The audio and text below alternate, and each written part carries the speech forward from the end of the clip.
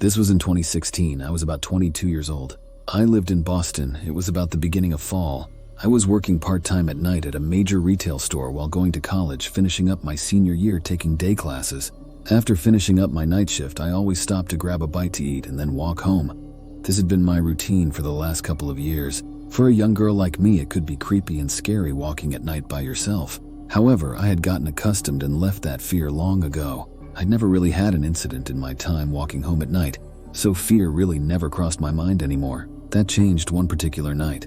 The dim streetlights casted creepy shadows across the deserted alley as I hurried home, my heart pounding in my chest. I couldn't shake the feeling that someone was following me, their presence lurking just beyond the edge of my vision. Every flickering light and distant sound sent shivers down my spine, amplifying my paranoia.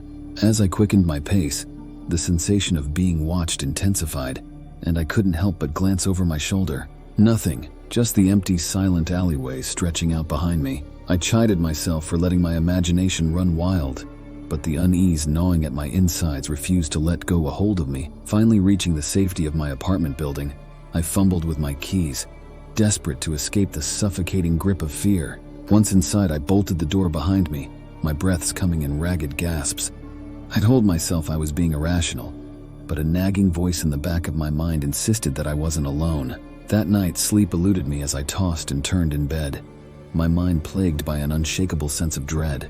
Every creak of the old building, every distant siren seemed to conspire against me, amplifying my paranoia until it became an all-consuming terror.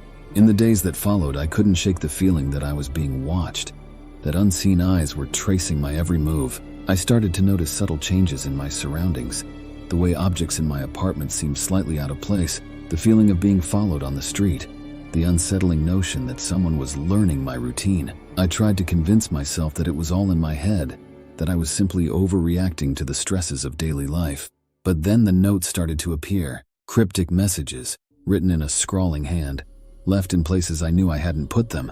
"I miss you," they whispered, their implications chilling me to the core. As the weeks passed, the terror escalated. I caught glimpses of a figure in the periphery of my vision, a shadowy presence that vanished the moment I turned to confront it. I felt like a puppet in someone else's game, a pawn in a creepy game of charades that I couldn't comprehend. Each day became a battle to maintain my crumbling sanity, to convince myself that I wasn't descending into losing my mind. But as the evidence mounted, as the feeling of being hunted grew more stronger by the day, I knew that my tormentor was real, and they were getting closer. Now, as I huddle in the corner of my apartment, the sound of footsteps echoing in the hallway outside, I realize with chilling certainty that the nightmare is far from over. It's only just beginning. As the days stretched into an agonizing blur of fear and uncertainty, I knew I couldn't endure the torment any longer. I had to take action. I sought the help of the authorities, but their efforts yielded no concrete evidence of the stalker's existence. I felt trapped in a waking nightmare with no escape in sight. Desperation drove me to seek out a private investigator, hoping that their expertise could unravel the tangled web of terror that ensnared me. Together, we combed through the cryptic notes, scrutinized every detail of my daily life, and scoured security footage for any sign of the elusive stalker. Days turned into weeks, and the investigation seemed to hit a dead end. The sense of being hunted never waned, and I could feel the stalker's presence like a ghostly touch on the back of my neck. My nerves got worse as the days passed, and I began to doubt my own perceptions, wondering if I had truly fallen into the clutches of madness. Then one fateful evening, as I returned home from yet another fruitless day of searching for answers, I noticed something amiss. The door to my apartment stood slightly opened, a thin sliver of darkness cutting into the dimly lit hallway. Panic surged through me and I hesitated, my hand hovering over the doorknob. Summoning every ounce of courage, I pushed the door open and stepped inside. The air was heavy with an oppressive stillness, as if the very walls held their breath. I called out, but my voice echoed back at me, hollow and unanswered. A sudden movement caught my eye. A figure standing in the shadows, their form barely discernible in the dim light.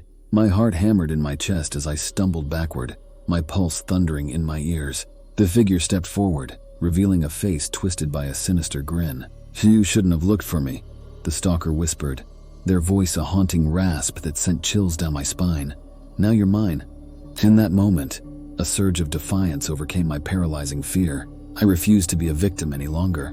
With a swift motion, I lunged for the nearest object, a heavy vase perched on a nearby table. and hurled it at the stalker. The shattering of glass filled the air as the figure staggered back, the creep's expression contorting with rage and surprise.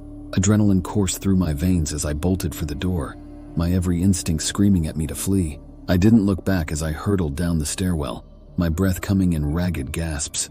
The outside world greeted me with the chaotic symphony of the city at night, and I sprinted through the streets, my senses on high alert. In the days that followed, I kept far from the shadows, staying close to heavily lit places, constantly looking over my shoulder, but the stalker never resurfaced. With the help of the evidence I had gathered, the authorities were finally able to track down and apprehend the perpetrator.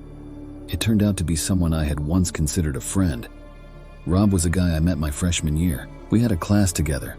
We sat right next to each other that whole semester. We quickly became friends and integrated him into my group of friends, as he seemed to all of us a cool and nice guy, until one day he professed his feelings for me, and I told him I really didn't see him that way. I looked at him as a best friend. He took it painfully, but we felt he would get over it and things would go back to normal. But one day he just disappeared. He dropped out of school, as we never saw him around campus and heard from him again. It's kinda crazy to think about it, how big of an obsession he had. He would try to terrorize and haunt me down after all these years. He seemed harmless. It's kind of scary to think how our sense of judgment can fail us so terrible to the point where we put ourselves in harm's way unknowingly. Never would have thought someone so close to me at one point that I trusted would ultimately, in a few years' time, would become a dangerous threat. It's terrifying to think about his descent into obsession and insanity. Though the nightmare had come to an end, the scars it left behind ran deep. I knew that I would never be the same, forever haunted by Rob and of those terrifying days. But as I look to the future, I pray to have hope one day to ultimately overcome this trauma and this distrust I have for people now. I fear I will never be the same.